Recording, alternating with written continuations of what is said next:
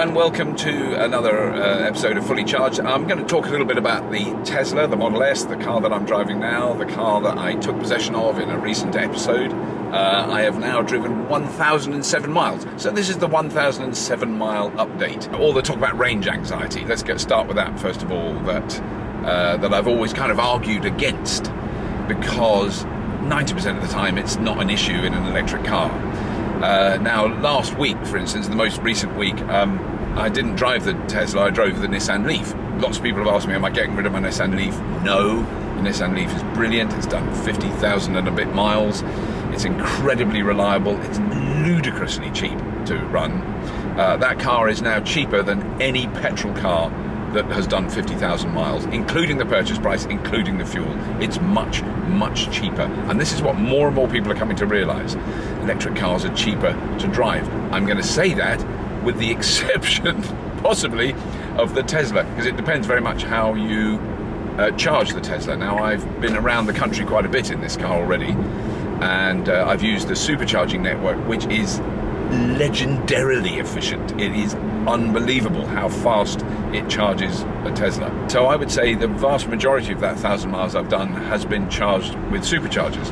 I've charged it at home overnight a couple of times, and it really uses quite a lot of electricity.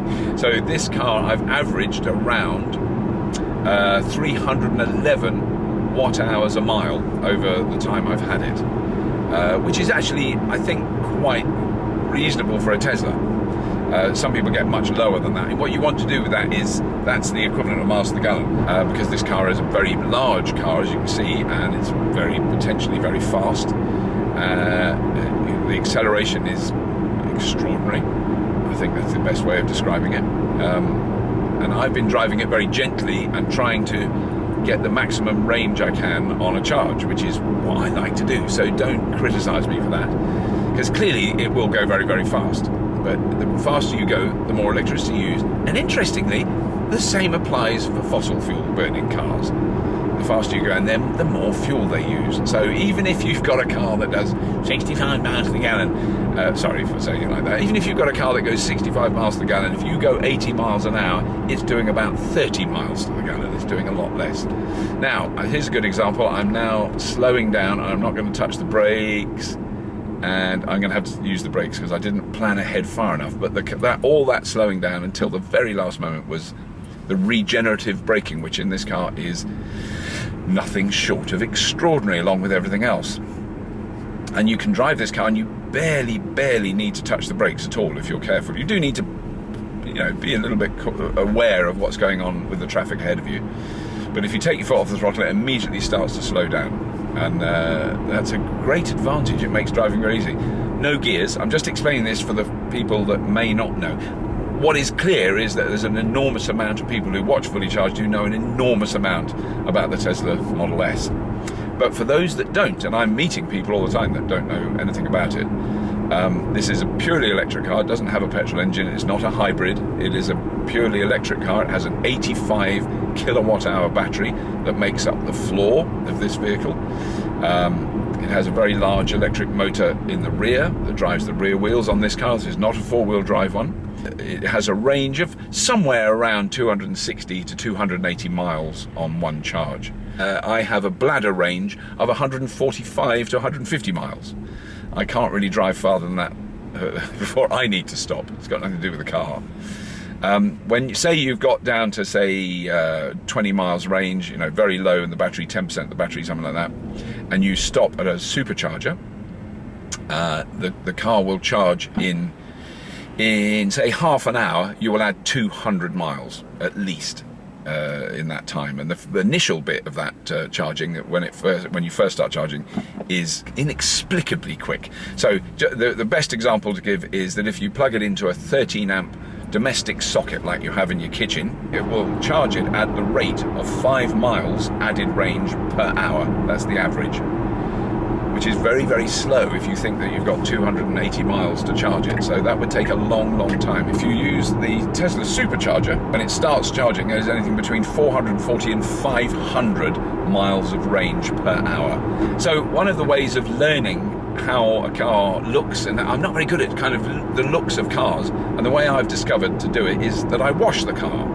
And so I was washing the car the other day, first time I've washed it, and it is a really good way of kind of becoming intimate with your vehicle, because as you wash it you kind of get to know the way it's built and the way it's put together, and whether there's any loose plasticky bits and whether there's sort of wobbly bits on it that aren't very good. And I can tell you with confidence now, this car is incredibly beautifully engineered, incredibly tightly put together. There's no wobbly bits, there's no bendy bits, there's no bit of plastic on the front that goes when you wash it. It's a very, very solid, high-end, luxury sedan. That is what it's classified as. And it's the first high-end luxury sedan I've ever had possession of. I mean, I've driven very few of them. So it's on a par with a Jaguar, a big BMW, a big Audi, a big Mercedes, all those sort of cars. It costs the same to buy. So between 60 and 100,000 pounds you can spend on a Tesla. Well, if you look at the prices of those vehicles, they are all between 60 and 100,000 pounds. But here's a bit of a difference, is that this car is, in comparison with those cars, the only way to describe it is humiliatingly or embarrassingly or comically cheap to drive, because they use gazillions of gallons of petrol. They do between 15 and 20 miles to the gallon. So I don't denigrate anyone who is a normal person with a normal income, who lives in a normal house and hasn't bought a Tesla. I wouldn't judge anyone, because you've got to be insane to buy a Tesla. It's only because I'm old and my kids have left home and my pension has taken an absolute hammering that I'm driving one. And I can't be bothered to argue about it, but you know, I've made that decision to make a kind of sacrifice in other areas of my life, so I can afford this car, because I do think it's an iconic vehicle and I want to support Tesla because it's, what they're doing is really quite extraordinary. But anyone now that I see in a big Beamer and a big Jag and a big, you know, Mercedes, I just think, you bloody idiot. You know, it's just ridiculous, because this car does exactly the same as those cars. When you drive long distances, it's free, doesn't cost you anything, which is also embarrassing. When you use the Tesla superchargers, there's no charge whatsoever, and there never will be. And you're spending thousands of pounds every month on petrol to be in your ridiculous big heavy gas guzzling, high CO2, fat exhaust pipe, ridiculous pile of nonsense. And you could, because you've spent the money, you could buy one of these. So anyone that drives one of those big, stupid, fat cars is a bloody idiot. But anyway, so there's an update on the Tesla. I'm really enjoying driving it. It's just an absolute joy to have access to it. It goes like stink. It costs very little to drive. It's very, very comfortable. When I get out of this car, any car I get out of, because I'm old, I do a small grunt when I stand up. I try and suppress it. My delightful wife is not impressed when I make grunty noises. It's an old man thing, it's very hard not to do. But when I get out of this car, I don't grunt, I just stand up. I go, blimey, that's weird, how did that happen? And I think it's the position of the seat, which is infinitely adjustable, and I have it set in the settings. So when I get in, it knows it's me, and it adjusts. And it's just right for me. Steering wheel in exactly the right place. Very difficult to find any criticism for it. I'm trying to think now, can I be critical of it?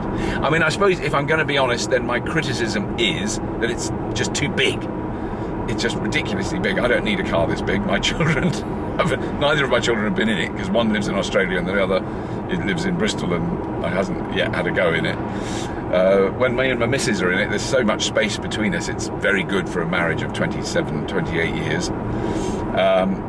It's an enormous car, and it's very heavy, and it uses quite a lot of electricity to move along. So that would be my criticism. But that's really as picky as I can get, because everything else about it is fantastic. And when Tesla bring out the Model 3, as I think it's called, in 2017, they're talking about, which is going to be a small hatchback car that does 200 plus miles on a charge, you know, that's going to be a much more sensible vehicle for someone like me.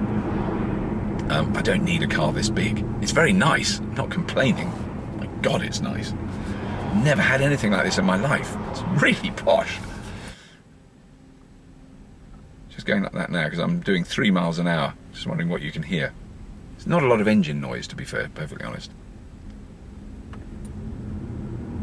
Can you hear that? I can just about... that was my tummy. I don't know if you'll hear that. because I need my tea. I'm late for my tea.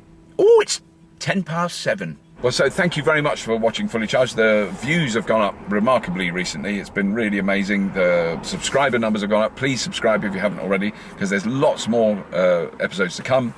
We're doing electric aircraft, electric lawnmowers. I'm really trying to cover the whole gamut of things you can do with electric motors and batteries. So please come back to Fully Charged regularly. Please subscribe. Lots more shows coming up. And if you have been, thank you for watching.